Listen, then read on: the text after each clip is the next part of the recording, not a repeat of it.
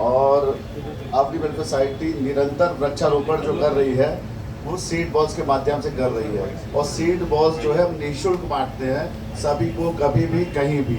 इसका रीज़न ये है कि हमारा जो मैन्युफैक्चरिंग होता है सीड बॉल्स का वो भी निःशुल्क होता है, क्योंकि जो हम फल खाते हैं, सब्जी खाते हैं, उसमें से जो बीज मिलते हैं तो वो बीज को हम यूज़ करते हैं और हमारे कॉलोनी वाले या जो भी वृक्षारोपण प्रेमी हैं हमें सीड बॉल्स देते हैं। बाकी आपको पता है कि नेचर से मिट्टी फ्री मिलती है और उसमें हम यूज़ करते हैं गोबर का फॉर फर्टिलाइज़र एंड ऐश राख फॉर इंसेक्टिसाइड एंड पेस्टिसाइड्स। तो जब ये अमृत वर्षा हो रही है तो इस समय जब हम सीड बॉल्स को फेंकते हैं कहीं पे भी, दुर्गम स्थल पे, पहाड़ पे जाते हुए, बस से, ट्रेन से या कहीं पे नदी के दूसरे पार, तो वृक्षारोपण संभव होता है क्योंकि पशु पक्षी उसको डिस्टर्ब नहीं करते।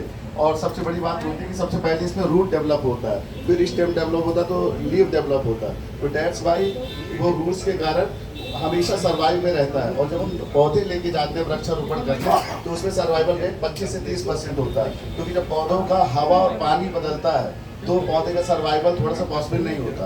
और सबसे बड़ी बात यह है कि मधु चौधरी मैडम को बहुत बहुत धन्यवाद दूंगा, और उन्होंने इतनी अच्छी मुहिम मतलब जो स्टार्ट की है उसके लिए congratulations from Avani welfare society.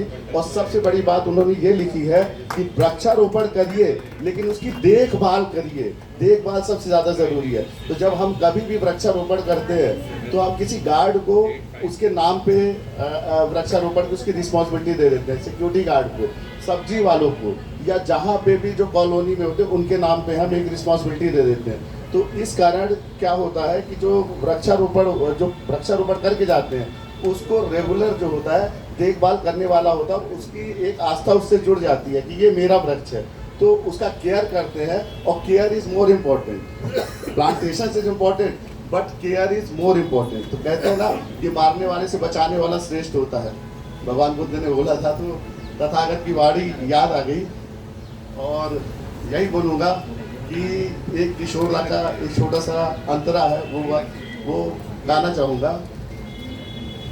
सूरज देख रुक गया है, तेरे आगे झुक गया है, सूरज देख रुक गया है, तेरे आगे झुक गया है, यूं ही चला चल दिल के सहारे, मिलती है मंजिल दिल के सहारे, देख कहीं कोई रोक नहीं ले, फिर से पुकार के ओ राही ओ राही ओ राही ओ राही, रुक जाना नहीं तो कहीं हार के घाटों पे चल के मिलेंगे साए बाहर की। Thank you Madhu madam, thanks a lot and excellent programme by you. Thank you madam. Thank you.